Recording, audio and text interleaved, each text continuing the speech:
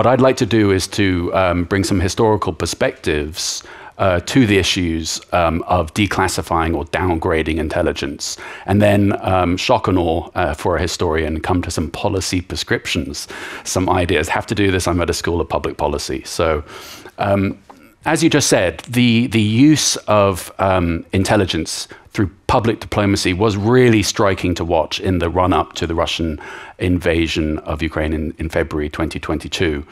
Over the summer and the autumn, as the intelligence evidently hardened, the White House, President Biden sent the CIA director, Bill Burns, there on the left, to Moscow, to the Kremlin, where he evidently, according to public reporting, warned Putin that they knew his war plans. Likewise, Bill Burns went on a tour of different European countries to share the intelligence with sometimes skeptical European leaders, likewise the DNI head, Avril Haines. What was the objective? Was it to prevent Putin's war, his invasion? If so, evidently that didn't work. I think more realistically, the objective was to perform a spoiling exercise against Putin, to box him in and to prevent his room for maneuvers. Those of us that were watching it closely were reading about Putin's potential use of false flags. That's to say, excuses, pretexts to start his invasion, which has a long, long history. And by disclosing that that was what Putin was planning on doing, that, it seems fair to say, spoiled his room for maneuvers and his ability to do them. It laid the groundwork, this disclosure or downgrading of intelligence, particularly in the United States, for American support for military support for Ukrainians. And it seems to me that that has proved successful. Things are changing in the US now as the war grinds on, but that was ultimately successful. This isn't the first time, and I want to pick up on the points made by Jill just earlier about the deliberate use of governments of declassified intelligence. This wasn't the first time that this happened. And I want to turn, first of all, to one successful instance of the use of intelligence, downgrading intelligence for public diplomacy. That occurred during the October 1962 Cuban Missile Crisis. Reading the national security files at the JFK Library in Boston, we can see that the Kennedy administration, the Kennedy White House, had a plan by which to disclose this intelligence in front of the world. And that's exactly what happened. Throughout its deliberations, and I should say past and present, the cornerstone of declassifying intelligence relates to sources and methods, that doing so wouldn't jeopardize, undermine, and ruin one's sources and methods of collection. The U-2 spy plane intelligence had effectively already been blown to the Kremlin with the shoot-down of Francis Gary Powers earlier in May 1960. So that secret was gone. But the White House, Eisenhower, and then JFK were still guarded about the use of signals intelligence, of imagery intelligence from the U-2 spy planes. His first initial discussion on TV at the start of the crisis talked about exquisite sources, if I remember the phrase right, without actually disclosing their nature. Millions of Americans were glued to their TV sets on that fateful day when the US ambassador, Adlai Stevenson, the US ambassador to the UN, said he had just one simple question for the Soviet ambassador at the UN, Ambassador Zorin. Do you, Ambassador Zorin, deny that the USSR has placed and is placing medium and intermediate range missiles and sites in Cuba? Yes or no? Don't wait for the translation. Yes or no. Valerian Zorin, Soviet ambassador, you can watch the footage for yourself, squirming in his chair, said he had no information about this whatsoever. I am not in an American courtroom, sir. You will have your answer in due course, he said.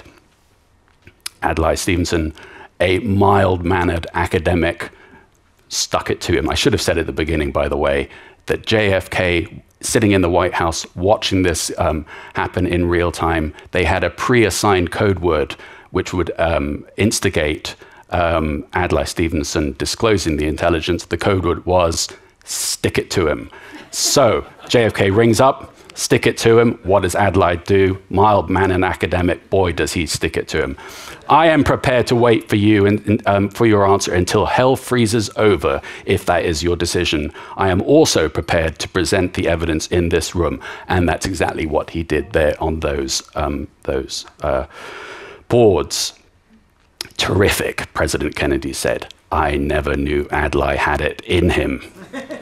This was a successful use of downgrading intelligence in real time to win a significant propaganda victory in front of the world's media. Let's skip forward, I'm mindful of the time, 2 decades to the tragic shootdown by the Soviet Air Force of a Korean airliner 747 plane traveling from Anchorage to Seoul, KAL-007. The Soviet Air Force shot down this aircraft, which had strayed badly into Soviet airspace, killing all 269 people on board. This was in the 1st of September 1983, became one of the most tense moments of the Cold War. NSA listening posts in Japan collected the communications of the Soviet aircraft and sent this to Washington. The transcript said, the fighter pilot said, I have executed the launch, and then, quote, target destroyed. When the White House got hold of this, Secretary of State George Shultz went to the White House podium that morning in Washington time and played segments of the tape. This was unprecedented, as far as I know, of a US Secretary of State playing transcripts that had obviously come from SIGINT, from NSA collection capabilities. In fact, though, ladies and gentlemen, the NSA analysts were still analyzing the underlying material, and the White House had got ahead of themselves. As Bob Gates, director of the CIA, later Secretary of Defense, rather politely put it in his memoirs, the Reagan administration's rhetoric outran the facts. Reagan was never one to let facts get in the way of a good story. 5 days later, on the 5th of September, Labor Day, he went on on television and gave a public speech in which he massively criticized the Soviet government for what he called a crime against humanity. The NSA was furious with this on 2 different levels.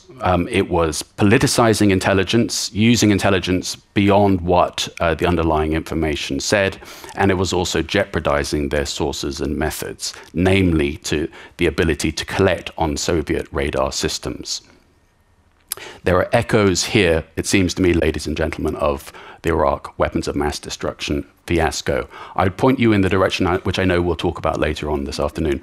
I'd point you in the direction of Mel Leffler's new book, which does a valuable correction to our understanding of it, saying that actually the Bush's White House, there were much more understandable reasons for the conclusions they came. But that still, it seems to me, doesn't get away from the fact that it was an absolute abject failure of intelligence collection, analysis, and dissemination of the use of public, and we all remember the dodgy dossier at the center of it. So let me try to do what most historians don't do, which is to come to some policy prescriptions here and suggestions. It seems to me that what we saw with Putin's war plans in Ukraine, amid the new digital era in which we live of open source and commercially available intelligence, is a game changer in terms of disclosing intelligence compared to those case studies that earlier on in the Cold War, and even in 9/11. There is now much more intelligence available through commercially available and open source intelligence than there was ever in the past. And it seems to me that this preemptive use of intelligence with Ukraine, we are likely to see more of that. If that's going to be the case, I think that it would be important to come to some guidelines about how intelligence could usefully be used. And looking at the history, it seems to me that, first of all, the use of intelligence needs to support a clear, defined policy objective. Rather blindingly obvious, the intelligence needs to be credible and reliable. If you haven't got reliable intelligence, it's all going to fall to pieces. There needs to be coordination between different agencies and stakeholders. And declassifying the intelligence does not undermine sources and methods. It's my understanding, and I'm looking at you, Don Hodge, we'll hear more about this later, that the commercially available intelligence was such a game changer for Ukraine that it allowed the US government and the UK government to declassify its intelligence about Putin's war plans without jeopardizing those sources and methods. And then maybe it's just a layover from my time of being a barrister, but I think that we need to say that the benefits of doing so outweigh the risks. Well, okay, cool, that doesn't really tell you very much. Partners and allies need to agree with doing so.